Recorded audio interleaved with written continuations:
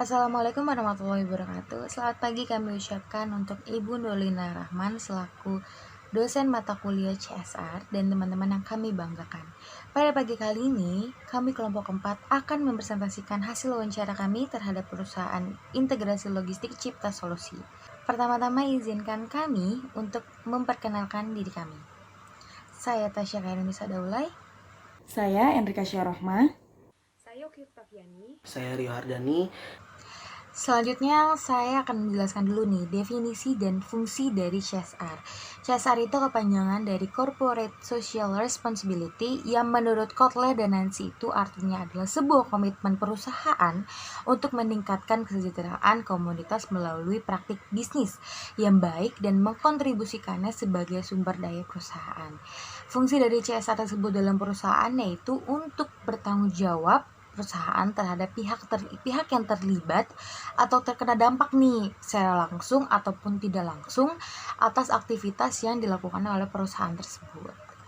Wawancara yang kami lakukan pada tanggal 22 Desember tahun 2020, kami menggunakan Google Form untuk platform wawancara.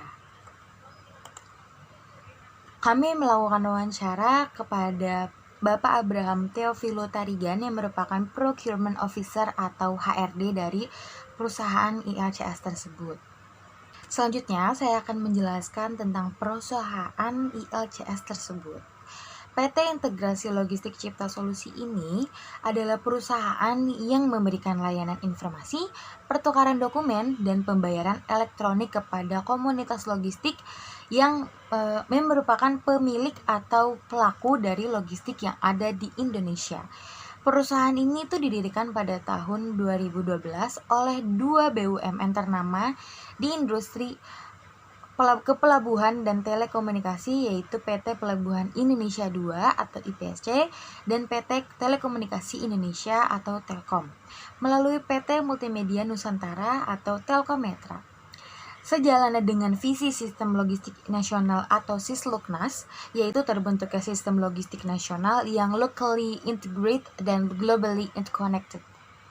ILCS itu menghadirkan Port Community System atau PCS, yaitu sistem yang memberikan transparansi informasi, monitoring arus barang, dan memfasilitasi pertukaran dokumen yang terintegrasi bagi seluruh komunitas logistik yang ada di Indonesia sehingga dapat terhubung ke pasar global.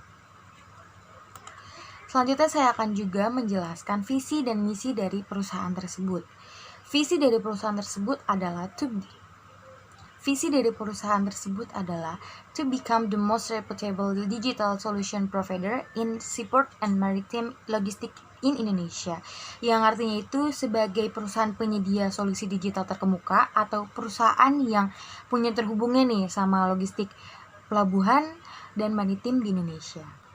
Selanjutnya, misi dari perusahaan tersebut adalah meningkatkan daya saing ekonomi di Indonesia melalui integrasi modern. Lalu ada sistem dengan standar kelas dunia, lalu menghubungkan komunikasi logistik melalui platform digital yang terpercaya, lalu yang terakhir yaitu memberikan nilai tambahan kepada pemegang saham. Untuk hasil wawancara selanjutnya akan dijelaskan oleh Enrika. Baik, saya akan melanjutkan pemaparan dari Tasya Khairunisa. Selanjutnya adalah hasil wawancara yang telah kami ajukan kepada PT Integrasi Logistik Cipta Solusi mengenai program CSR perusahaan tentang prinsip menurut Alison. Pertanyaan pertama adalah, apakah perusahaan mengakui tanggung jawab sosial sebagai prioritas tertinggi perusahaan? Jawabannya, sebagai institusi bisnis PT ILCS, menyadari sepenuhnya bahwa perusahaan tidak mengejar keuntungan semata.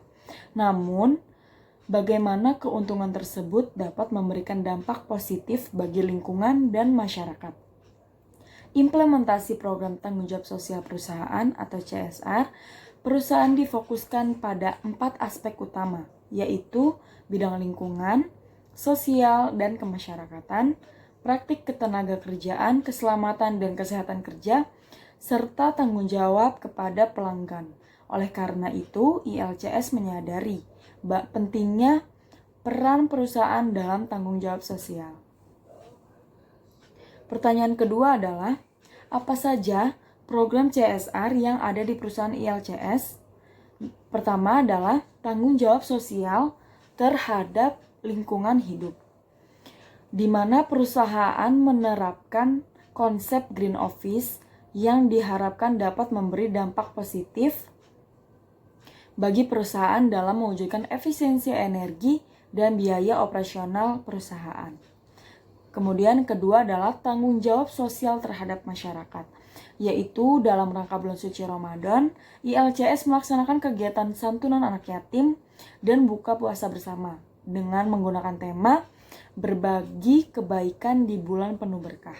Sebanyak 25 anak yatim dari Yayasan Al-Kafi Cabang Warakas, Jakarta Utara. Kemudian program Mudik Bareng IPC Group dengan sejumlah anak perusahaan tiap tahunnya. Selain itu, dalam mendukung program pemerintah untuk menyediakan sarana transportasi mudik yang aman dan nyaman, ILCS juga memfasilitasi para pemudik tersebut untuk kembali ke Jakarta kembali. Kemudian, bantuan sembako bagi korban terdampak banjir di wilayah Jakarta Utara pada Januari 2020. Kemudian, program terakhir adalah praktik kesehatan dan keselamatan kerja. Tersedianya alat keselamatan lingkungan kerja untuk mengantisipasi kecelakaan kerja, yaitu alat pemadam kebakaran atau APAR, serta petunjuk jalur evakuasi yang diterapkan dan dipasangnya berbagai sistem keselamatan. Kemudian pertanyaan ketiga adalah, apakah perusahaan melakukan proses perbaikan dan memperbaiki kebijakan, program, dan kinerja perusahaan? Jawabannya, PT ILCS melakukan proses perbaikan dengan melalui sistem manajemen risiko dan pengevaluasian agar dapat menangani dan memperbaiki kinerja perusahaan, seperti untuk memperbaiki kualitas produk dan layanan. Perusahaan menanganinya dengan melakukan riset pasar, validasi pasar atau pelanggan, dan melakukan piloting project. Dan misalnya jika trust pelanggan kurang terhadap ILCS, perusahaan menanganinya dengan melakukan pengawalan ketat SLA dengan partner, serta melakukan preventif maintenance terhadap infrastruktur yang dimiliki. Pertanyaan keempat adalah, di perusahaan menyediakan pendidikan dan apakah di perusahaan menyediakan pendidikan dan pelatihan serta memotivasi untuk karyawan? Jawabannya, PT ILCS melakukan pengelolaan sumber daya dengan berorientasi terhadap kompetensi dan kualitas people sebagai bagian dari aset perusahaan. Program tersebut, pelatihan dan sertifikasi kompetensi yang diberikan kepada para karyawan sesuai pemetaan talent atau spesialisasi. PT ILCS memiliki anggaran pelaksanaan pelatihan dan sertifikasi kompetensi sebesar Rp240 juta, dan perusahaan juga memberi bantuan kepada karyawan yang berprestasi seperti beasiswa S2. Namun pada tahun ini sedang tidak menjalani yang memberikan beasiswa tersebut karena perusahaan terkena dampak COVID-19. Baik, selanjutnya akan dilanjutkan kepada Oki. Pertanyaan selanjutnya yaitu, apa yang melatar belakangi program CSR PT ILCS? Lalu, apa dampak sosial sebelum program CSR tersebut dilaksanakan? Jawabannya, karena perusahaan ILCS ini merupakan anak perusahaan dari Pelindo II yang termasuk BUMN, maka dari itu ada hubungannya ke sinergi BUMN untuk memfasilitasi khusus warga Jakarta yang ingin mudik keluar kota. Lalu dampak sosialnya, jika kedepannya perusahaan ILCS ini ingin melakukan sesuatu kegiatan, maka warga di sekitar atau warga swasembada akan mendukung, membantu, membackup, serta membantu untuk mengatur menyediakan lahan parkir untuk program mudik bersama ini. Pertanyaan selanjutnya yaitu, apakah PT ILCS mengembangkan produk dan tidak berdampak negatif terhadap lingkungan? Jawabannya, PT ILCS membagi produk dan layanannya menjadi 4 kategori, yaitu Digital Support, Payment Service, Supply Chain Management, dan ECT System Implementer. Yang pertama yaitu Digital Support. Digital Support adalah sistem informasi yang netral, intelijen, dan aman untuk memfasilitasi pertukaran data atau dokumen elektronis antara pelaku logistik di pelabuhan. Nah, dari Digital Support ini mempunyai produk layanan-layanan juga. Salah satu yang pertama yaitu Car Terminal Operating System atau sering disebut CARTOS. CARTOS ini merupakan aplikasi berbasis web untuk pengelolaan distribusi kendaraan, baik kendaraan import atau ekspor secara otomatis antara terminal pelabuhan hingga produsen kendaraan atau manufaktur. Yang kedua dari Digital Support yaitu Mobile Truck Announcement. Mobile Truck Announcement merupakan aplikasi berbasis mobile apps yang berfungsi melakukan pemberitahuan kedatangan truk atau carrier secara online. Jadi Mobile Truck Announcement ini aplikasi di handphone gitu yang berfungsi untuk melakukan pemberitahuan kedatangan truk atau carrier. Jadi kalau misalnya ada kedatangan truk atau carrier di pelabuhan, itu bisa dilakukan melalui apps Mobile Truck Announcement. Yang ketiga yaitu PT ILCS mengembangkan aplikasi VGM Solas atau melakukan verifikasi berat kotor peti kemas yang terintegrasi dengan jembatan timbang. Yang keempat yaitu Integrated Port Surveillance, merupakan sebuah solusi sistem pengawasan dan pemantauan area-area vital pelabuhan secara terintegrasi. Produk yang kedua yaitu Payment Service. Payment Service adalah portofolio ILCS yang menyediakan layanan pembayaran elektronik untuk mempermudah transaksi. Jadi Payment Service ini kayak pembayaran di PT ILCS ini. Produk dari ILCS. Dan layanan Payment Service ini memiliki produk juga. Yang pertama yaitu Electronic Bill Presentment and Payment, adalah layanan yang memudahkan penggunaan jasa dalam melakukan pembayaran tagihan melalui channel elektronik. Namanya Electronic Bill Presentment, jadi ini untuk memudahkan pembayaran tagihan dan yang dilakukan melalui channel elektronik kayak m-banking gitu ya. Yang kedua, MyCargo. MyCargo merupakan solusi yang terhubung dengan modul-modul logistik untuk memudahkan pengguna jasa dalam melakukan proses logistik ke pelabuhan secara online dan mudah dalam satu portal. Produk yang ketiga yaitu Supply Chain Management. Supply Chain Management Service merupakan portofolio ILCS yang menyediakan jasa layanan dan solusi untuk stakeholder pelabuhan dan logistik dalam bidang mata rantai logistik. Pada layanan Supply Chain Management, ILCS juga memiliki produknya. Produk dari Supply Chain Management Service ini yaitu Fleet Management System. Fleet Management System merupakan layanan untuk mengelola dan memonitoring armada logistik seperti truk, mobil box, trailer, kontainer, dan kendaraan lainnya. Fleet atau yang sering disebut iFleet menggunakan teknologi tracking berdasarkan GPS dan GSM. Dan yang terakhir, produk yang terakhir yaitu ECT System Implementer. PT ILCS menyediakan layanan pengelolaan perangkat IT maupun engineer on-site yang dikhususkan untuk komunitas logistik dan pelabuhan layanan IT Managed Service. Layanan IT Managed Service meliputi IT Information Service, Managed Network, Engineer On-Site, and System Implementer. Jadi, dari semua produk dan jasa yang ada di PT ILCS, tidak ada yang berdampak negatif terhadap lingkungan. Pertanyaan selanjutnya yaitu, apakah perusahaan memberi informasi tentang penggunaan yang aman atau mengenai penggunaan jasa? Jawabannya, ya.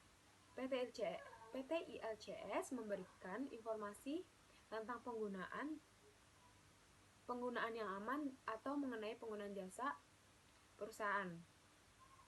Informasi tersebut bisa dilihat dan dimuat di www.ilcs.co.id. Di website tersebut memuat profil perusahaan, kode etik, pedoman, solusi, media, kontak perusahaan, dan informasi karir perusahaan. Jadi di website tersebut sangat lengkap. Jika kalau misalnya sudah pasti di website tersebut dapat menemukan informasi-informasi yang lengkap dan terpercaya. Pertanyaan selanjutnya yaitu, bagaimana kriteria masyarakat binaan yang dijadikan tujuan program CSR PT ILCS? Jawabannya yaitu, kriteria masyarakat binaan yang dipilih oleh PT ILCS yaitu warga yang ekonominya kurang mampu, dengan tujuan untuk membantu pastinya. Dan proses kegiatannya,